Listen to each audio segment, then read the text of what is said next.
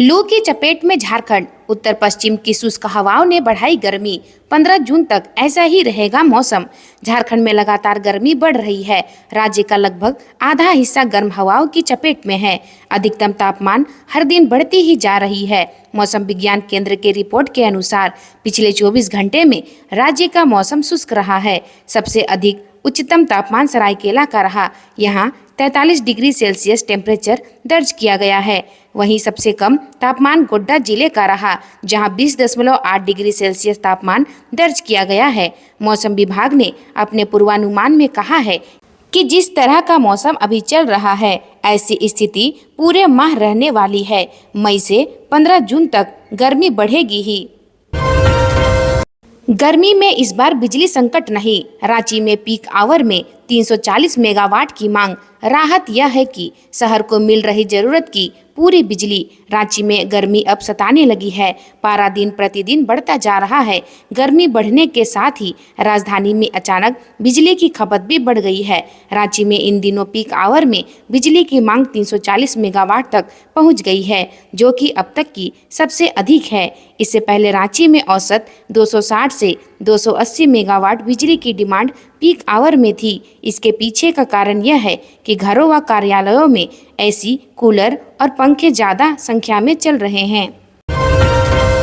जमीन घोटाला मामला। अब तक 1.25 करोड़ कैश व 266 करोड़ की संपत्ति जब्त। बैंकों में जमा 3.56 करोड़ फ्रीज। रांची में हुए जमीन घोटाला मामले में प्रवर्तन निदेशालय ने अब तक पूर्व सीएम हेमंत सोरेन, आईएएस अधिकारी रवि रंजन और कारोबारी अमित अग्रवाल सहित 22 आरोपियों को गिरफ्तार किया है।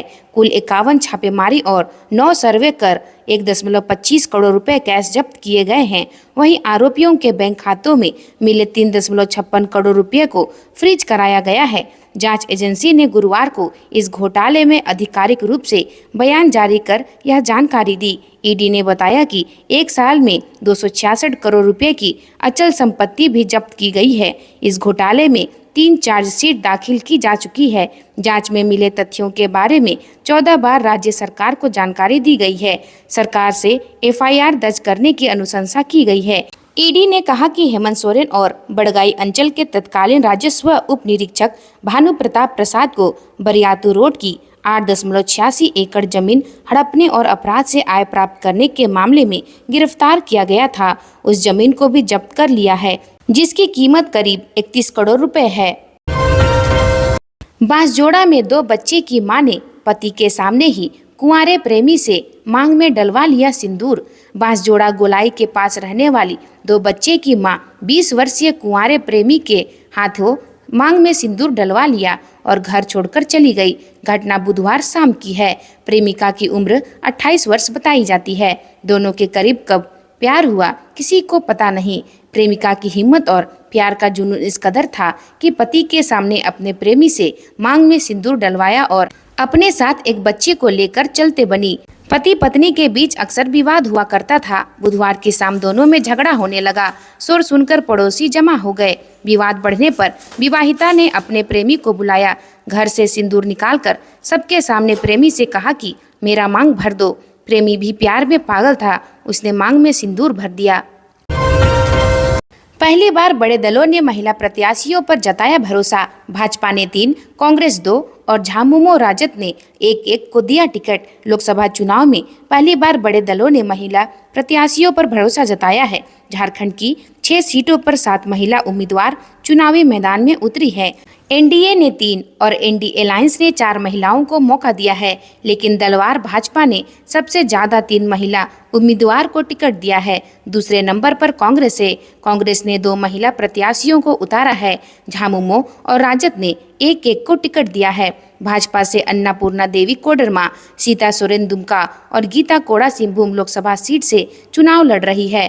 कांग्रेस ने महागामा विधायक दीपिका पांडे सिंह को गोड्डा और बेरमो विधायक अनूप सिंह की पत्नी अनुपमा सिंह को धनबाद से प्रत्याशी बनाया है।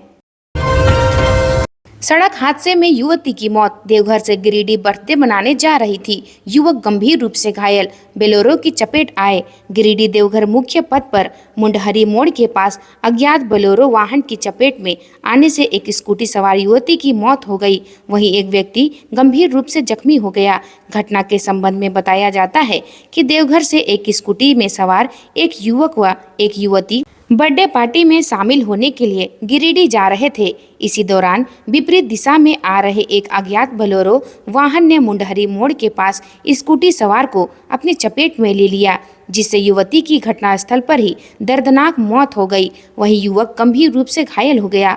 स्थानीय मुखिया मोहम्मद समीम व स्थानीय लोगों के सहयोग से दोनों को गिरिडीह अस्पताल ले जाया गया, जहां पर चिकित्सक ने युवती को मृत घोषित कर दिया। मृतका की पहचान देवघर निवासी तृप्ति भाग्यश्री के रूप में हुई। वह स्नातक की छात्रा थी। वहीं घायल युवक की पहचान देवघर निवासी युवराज सिंह के रूप में की गई है। दोनों दोस्त बताए जा रहे हैं। वहीं बेंगाबाद पुलिस ने घटनास्थल से दुर्घटनाग्रस्त स्कूटी को जब्त कर कार्रवाई में जुट गई। गिरिडीह जयंती नदी से युवक का शव मिला। नदी किनारे चप्पल और कपड़ा भी बरामद। भाजपा युवा मोर्चा कार्य समिति सदस्य के रूप में हुई पहचान। गिरिडीह जिले के गांडेय थाना क्षेत्र के कुंडलहोरी एवं रसिका बदार गांव के बीच रहने वाली जयंती नदी से एक युवक का शव मिला है। मृतक की पहचान गांडेय थाना क्षेत्र से रसिका बादार गांव निवासी 35 वर्षीय नरेश पोख्ता के रूप में की गई है। घटना की सूचना पर गांडेय थाना की पुलिस बल समेत भाजपा के पूर्व जिलाध्यक्ष युवा नंदन पाठक, युवा नेता रितेश पाठक समेत ग्रामीणों की भीड़ जमा हो गई। बाद में युवक के शव को कब्जे में लेकर पुलिस थाने ले गई। हौसले की मिसाल, नक्सलियों ने काट दिया था हाथ, फिर भी हर बार करते हैं मतदान।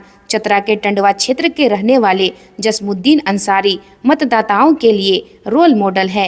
1999 में नक्सलियों के फरमान का उल्लंघन कर वोट देने पर माओवादियों ने उनका हाथ काट दिया था। जिसके बावजूद जसमुद्दीन डरे नहीं। वह आज भी मतदान में बढ़ चढ़कर हिस्सा लेते हैं और गांव के अन्य लोगों को भी वोट डालने के लिए प्रेरित करते हैं।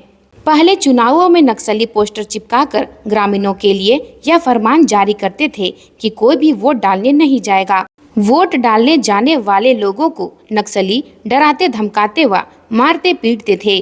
फरमान का उल्लंघन होने पर नक्सली कई बार ग्रामीणों की जान तक ले लेते थे या तरह तरह से प्रताड़ित करते थे। उल गुलान न्याय महारैली को ऐतिहासिक बनाने की तैयारी में चंपई सोरेन सहयोगी दलों के नेताओं के साथ की अहम बैठक। पूर्व मुख्यमंत्री हेमंत सोरेन की गिरफ्तारी के खिलाफ प्रभात तारा मैदान में 21 अप्रैल को होने वाली उल गुलान न्याय महारैली की तैयारियों को लेकर गुरुवार को मुख्यमंत्री चंपई सोरेन की अध्यक्षता में गठबंधन के नेताओं की महत्वपूर्ण बैठक हुई। बैठक में चंपई सोरेन ने कहा कि महारैली में मोदी सरकार द्वारा आदिवासियों, मूल निवासियों पर हो रहे अत्याचार तथा उन्हें जल जंगल जमीन से दूर करने की साजिश का पर्दाफाश करेंगे। रामनवमी पर हुई धक्का मुक्की पर कांग्रेस विधायक अंबा प्रसाद की ललकार, कहा मैं गुंडों से डरने वाली नहीं। झारखंड कांग्रेस की विधायक अंबा प्रसाद ने रामनवमी के दिन अपने साथ हुई घटना को लेकर भाजपा और आजसू को निशाने पर लिया है। अंबा प्रसाद ने कहा है कि वह गुंडों से डरने वाली नहीं है। उन्होंने कहा कि भगवान राम किसी दल विशेष के नहीं हैं। एक महिला विधायक के साथ जिसने गलत व्यवहार किया है वे भगवान राम के भक्त नहीं हो सकते हैं। मौसम के तीखे तेवर, पूरा झारखंड लाल घेरे में। 15 जिले में पारा 40 के पार। रांची में 21 अप्रैल को 40 डिग्री पर पहुंचेगा। झारखंड में गर्मी के तेवर तीखे हैं। शरीर को झुलसा देने वाली गर्मी पड़ रही है। राज्य के 24 में से 15 जिलों में पारा 40 डिग्री के पार हो गया है। वहीं पाकुड़ और गोड्डा में यह 43 डिग्री पर पहुंच गया है। मौसम विभाग ने शुक्रवार से लू चलने की संभावना जताई है। गर्मी का आलम यह है कि सुबह होते ही गर्म हवा चलने लगती है। दोपहर में सड़कें खाली हो जाती है। राजधानी रांची में हालांकि अभी अधिकतम तापमान 36.2 डिग्री पर है, लेकिन 21 अप्रैल को यहां का तापमान भी 40 डिग्री पर पहुंच जाएगा। रांची में भूगर्भ जल का दोहन रोकने की तैयारी। सभी भवनों में बनाना होगा रेन वाटर हार्वेस्टिंग सिस्टम।